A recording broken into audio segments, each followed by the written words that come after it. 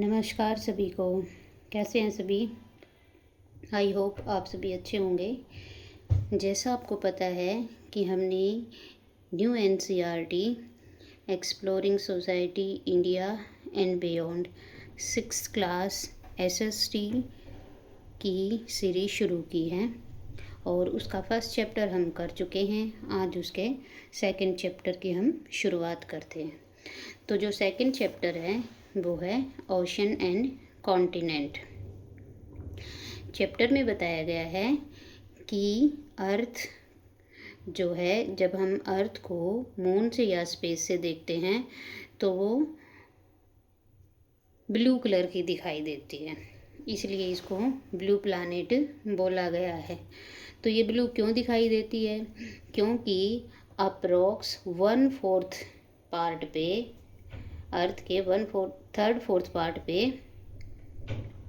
यानी कि 71% पार्ट जो है वो वाटर से कवर है और बाकी जो बच गया 1/4 पार्ट वो यानी कि 29% जो पार्ट है वो लैंड एरिया है। तो इसलिए इसको ब्लू प्लैनेट बोला जाता है। फिर अब आती है ओशन। एक बार हम देखते हैं, जैसे कि ये यहाँ पर इस मैप में हम देखें कि ये ग्लोब दिखा रखा है। इस ग्लोब में ये जो ब्लू कलर है, ज़्यादा जो है वो ब्लू कलर दिखाई दे रहा है। तो ये ब्लू कलर क्या है? ये वाटर है, इसलिए इसका कलर ब्लू है। अब बात आती है ओशन की। ओशन क्या होते हैं? ओशन जो हैं वो लार्जेस्ट वाटर बॉडीज़ होते हैं जो कि ग्लोब के ऊपर हम देखते हैं, और इन लार्ज वाटर बॉडीज़ को ही हम ओशन बोलते हैं। अब आता है कॉन्टिनेंट। ओशन कौन कौन से हैं वो बाद में हम जानेंगे। फिर कॉन्टिनेंट। कॉन्टिनेंट क्या है? कॉन्टिनेंट जो है, जब हम अभी ये पिक्चर देख रहे हैं तो इसके अंदर ब्लू वाले हैं वो ओशन है, और जो ब्राउन कलर में यहाँ आपको दिख रहे होंगे ये क्या है? ये कॉन्टिनेंट है। जैसे जो ओशन है वो एक बड़ा हिस्सा होता है वाटर बॉडीज़ का, ऐसे ही ओशन एक बड़े लैंड मास होते हैं जिसके चारों तरफ ओशन से ये घिरे हुए होते हैं। तो जो लैंड एरिया है, बड़ा लैंड एरिया, और जो चारों तरफ से जिसके चारों सराउंडिंग वाटर है वो कॉन्टिनेंट हैं, और ओशन क्या हैं? वो लार्ज एरिया वाटर बॉडीज़ हैं। तो ये हम समझ गए।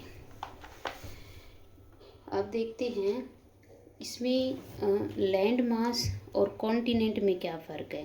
लेसन में बताया गया है कि जो लार्ज बॉडी लैंड है उसको लैंड मास बोला जाता है, और लैंड मास का एक बहुत बड़ा हिस्सा उसको कॉन्टिनेंट बोलते हैं। दोनों में डिफरेंस क्या है?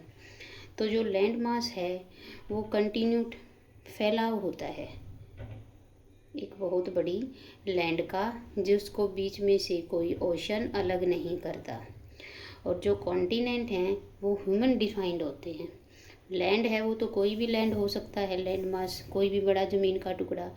और कॉन्टिनेंट जो हैं उनके अंदर जो उनकी हिस्ट्री है या उनका जो कल्चरल है या टेक्टोनिक प्लेट्स हैं, माउंटेन रेंज हैं, उनके बेस पे उनको नाम दिया गया है ह्यूमन के द्वारा। उनको अलग अलग कॉन्टिनेंट में बांट दिया गया है, तो इनको कॉन्टिनेंट बोलते हैं। ये दोनों में डिफरेंस है। अगर और ज़्यादा क्लियर देखें तो लैंड मास देखेंगे तो हम जैसे एशिया और यूरोप हैं, यहाँ देखते हैं एशिया और यूरोप, इनको ये दो कॉन्टिनेंट हैं, दोनों मिले हुए हैं। इनको यूरेशिया नाम दिया गया है क्योंकि ये दोनों आपस में मिले हुए हैं यहाँ से। तो ये एक बड़ा लैंड मास हो गया। लेकिन कॉन्टिनेंट की बात करें तो ये दोनों अलग हैं। ये इधर एशिया है, ये इधर यूरोप है। ऐसे ही ये नॉर्थ अमेरिका, ये साउथ अमेरिका, दो कॉन्टिनेंट हैं। दोनों कॉन्टिनेंट तो अलग अलग हैं, लेकिन ये इधर से लैंड मास एक जो है शंकर इनकी पट्टी से आपस में जुड़े हुए भी हैं, ये लैंड मास तो पूरा हो गया ये। अब जो यूरेशिया है, अच्छा, कॉन्टिनेंट जो हैं वो कल्चरल बेस पे अलग अलग डिफाइन किए गए हैं। जैसे हम एशिया के लोगों का, क्योंकि इंडिया में हम रहते हैं तो हम एशिया के अंदर रहते हैं, तो हमारा रहन सहन, और हम यूरोप का देखेंगे जैसे कि ब्रिटेन का, फ्रांस का, तो उनका रहन सहन हमारे से बिल्कुल अलग है। तो इनका यानी हर कॉन्टिनेंट दूसरे कॉन्टिनेंट से उनकी फिज़िकल और कल्चरल क्वालिटीज़ अलग अलग होती हैं। ऐसे ही नॉर्थ अमेरिका और साउथ अमेरिका की हम देखें तो जो नॉर्थ अमेरिका के लोग हैं उनके ऊपर इंग्लिश और फ्रेंच कल्चर का ज़्यादा इफ़ेक्ट है, जबकि साउथ अमेरिका के लोगों पर स्पेनिश और पोर्टुगीज़ कल्चर इनमें ज़्यादा दिखाई देता है। तो आप समझ गए होंगे कि लैंड मास और कॉन्टिनेंट में क्या डिफरेंस है। अब एक बार देखते हैं कि हमारे ओशन कौन कौन से हैं। ओशन जो हैं वो टोटल 5 हैं।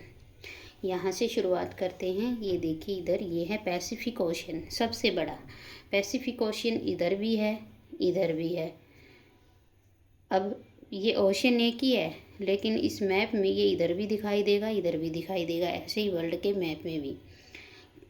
क्योंकि जो ग्लोब है, ग्लोब जो है वो गोल होगा, लेकिन मैप के अंदर हम इसको ऐसे खोल देते हैं तो ये 2 पार्ट में इधर और इधर बट गया। जैसे कि मैंने ये एक पेज मैंने ले लिया, मान लीजिए ये पैसिफिक ओशन यहाँ है,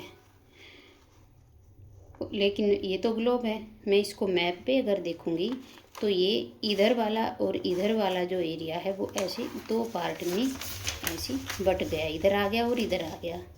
तो ये पैसिफिक ओशन, इसी वजह से ये 2 साइड दिखाई दे रहा है। वैसे ये एक ही है। तो अब देखते हैं हमारे ओशन कौन कौन से हैं। एक पैसिफिक ओशन है, सबसे पहला, सबसे बड़ा। सेकंड जो है अटलांटिक ओशन है, जो ऐसे एस की शेप बना रहा है। ये इधर ऐसे पूछें कि एस की शेप कौन सा ओशन बनाता है, तो ये अटलांटिक ओशन है। तीसरा जो सबसे बड़ा है वो इंडियन ओशन है। ये हमारा इंडिया के नीचे ये इंडियन ओशन है। और जो इधर बे ऑफ बंगाल और अरबियन सी हैं वो इंडियन ओशन के ही पार्ट हैं, इसी की ब्रांचेज हैं। उसके बाद जो नेक्स्ट है, जो चौथा है, वो है सदर्न ओशन। सदर्न मतलब सदर्न में, साउथ में है ये। यहाँ जो ये दिखाई दे रही है, ये इक्वेटर है। इधर नॉर्दर्न हेमिस्फेयर हो गया, इधर सदर्न हेमिस्फेयर हो गया। तो जो सदर्न ओशन है वो सदर्न हेमिस्फेयर में है, इसको अंटार्कटिक ओशन भी बोलते हैं। और लास्ट और जो सबसे छोटा वो है आर्कटिक ओशन, जो यहाँ पर है। तो ये हमारे 5 ओशन हो गए। अब कॉन्टिनेंट देखते हैं। कॉन्टिनेंट कितने हमारे? कॉन्टिनेंट हमारे 7 हैं।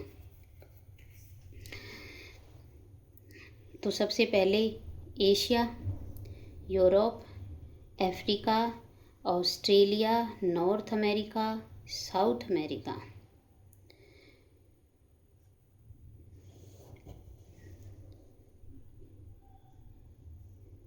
ये हमारे कॉन्टिनेंट हैं। कॉन्टिनेंट के बारे में आगे विस्तार से भी हम जानेंगे और इनको पॉपुलेशन और साइज़ के अकॉर्डिंग भी आगे जानेंगे। अब देखते हैं कि जो डिस्ट्रीब्यूशन है वाटर और लैंड का अर्थ के ऊपर वो कैसे हैं। तो ये कह रहे हैं कि जो नॉर्दर्न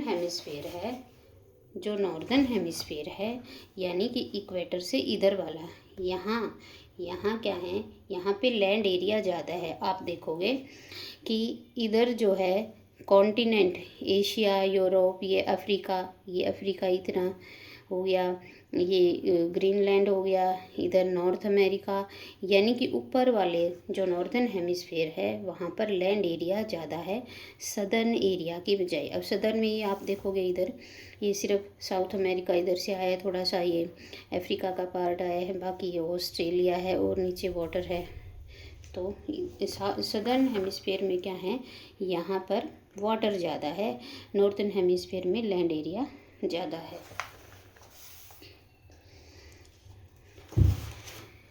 जो ओशन है, ओशन के अंदर पानी जो है ज़्यादा है। हम देख रहे हैं कि ज़्यादा जो हिस्सा है 71% जो है अर्थ के ऊपर वो वाटर है। फिर भी कहते पानी बचाओ पानी बचाओ, पानी की कमी है। किस वजह से है?